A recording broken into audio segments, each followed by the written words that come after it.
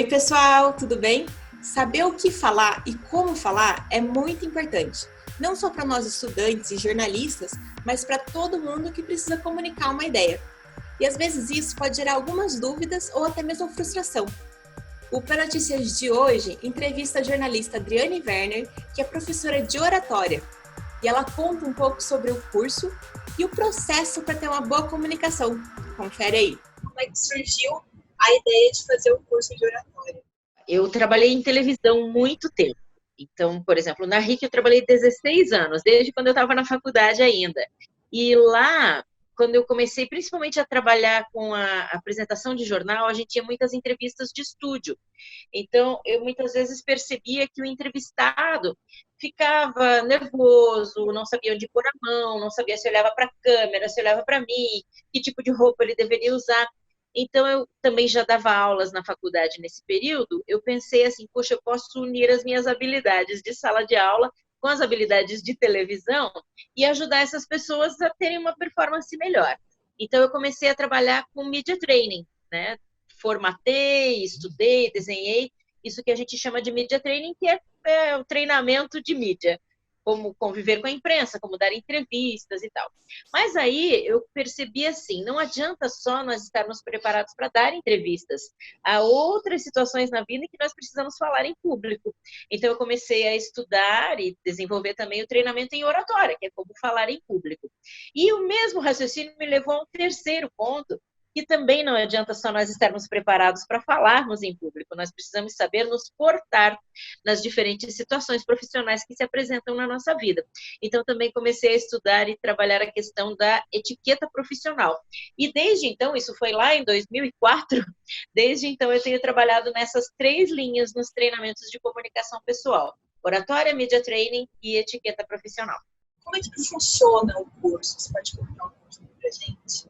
A primeira coisa que a gente trabalha é justamente a questão do controle emocional, como a gente estar preparado para enfrentar essas situações. Então, trabalhamos questões como autoestima, a importância da respiração, de estar centrado, concentrado. Esse é o primeiro ponto a ser trabalhado, o controle emocional. Eu sempre digo que a gente trabalha não no sentido de combater o nervosismo, porque o nervosismo não só é absolutamente natural, como eu digo até que ele é necessário. Nós temos que ficar um pouco nervosos antes de falar em público, porque esse grau extra de adrenalina, essa carga extra de ansiedade, ela nos ajuda a manter concentração, nos ajuda a lembrar da responsabilidade daquele momento, então faz com que a gente tenha mais compromisso em nos manter concentrados, em planejar o que nós vamos falar e não nos deixa cair naquilo que eu chamo de excesso de autoconfiança.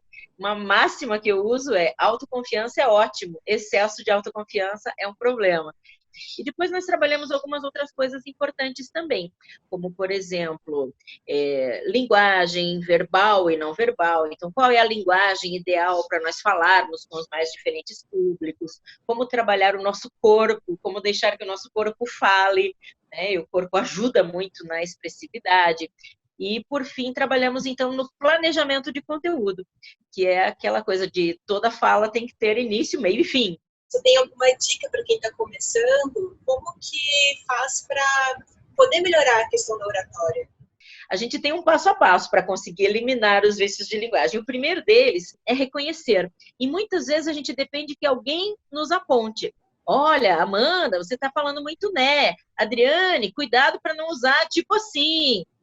Pedrinho, você está falando muito cara, gírias, palavrões, tudo isso entra no grupo dos vícios de linguagem. Então, a gente fala sem perceber. Muito da nossa linguagem verbal e principalmente da não verbal tem um processo inconsciente, a gente entra no automático. Então, perceber. Segundo passo é começar a notar o quanto ele está presente na nossa fala. E aí é um desconforto bastante grande, porque você diz, poxa, eu não queria mais falar né, mas falei né de novo. Então, isso é um passo bem desconfortável, mas é extremamente importante esse desconforto, porque aí ele nos leva para o terceiro passo, que é a gente fazer uma frase, e aquela frase a gente já começa a ter consciência de que aquela frase vai desembocar num vício de linguagem. Então, a gente começa a entrar num processo de conseguir substituir, conseguir não falar, construir conseguir mudar a construção daquela frase para que ela não nos leve a cometer o vício de linguagem. Veja como isso é um processo longo mesmo. Não é de um dia para o outro. Não é assim, ó, pronto, a partir de agora não falo mais. Queria que você falasse um pouquinho mais, né, sobre a importância da oratória, da dicção na profissão de jornalismo.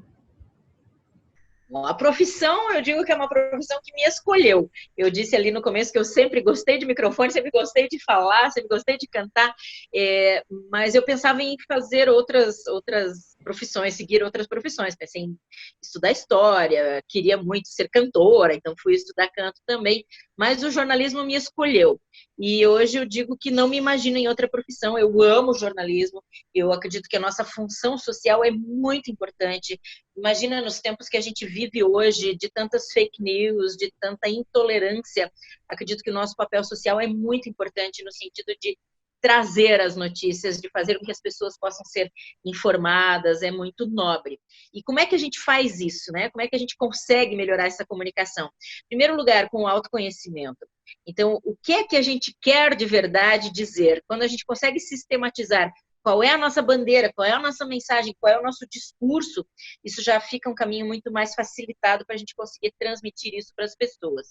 Planejar o que a gente quer dizer, né? Planejar, colocar tópicos para a gente discorrer a respeito daqueles tópicos, ver a abordagem que a gente quer dar em cada uma daqueles pontos que a gente vai abordar, estabelecer uma ordem sobre o que a gente quer falar, como eu disse lá no começo, tem que ter início, meio e fim, e muitas vezes a gente só lembra de planejar o desenvolvimento, não lembra de planejar uma introdução e um desfecho importante para aquela fala. Aliás, eu gosto sempre de fazer essa ressalva. O único passo, o único ponto de diferença no planejamento de uma fala, da oratória para o media training, para o momento de dar uma entrevista, é exatamente nessa questão de introdução, desenvolvimento e conclusão. Então, numa entrevista, a gente inverte essa ordem, não tem introdução, desenvolvimento e conclusão. A gente não faz isso redondo, a gente começa direto naquilo que foi perguntado. E se há alguma necessidade, a gente explica depois. Em todas as outras situações de comunicação da vida, a gente introduz o assunto, traz as pessoas para a nossa vibe, para o nosso universo, para o nosso tipo de raciocínio, para depois desenvolver essa argumentação e terminar com um desfecho, né, para tornar redonda essa comunicação. O P Notícias de hoje fica por aqui. Volta amanhã. Tchau, tchau.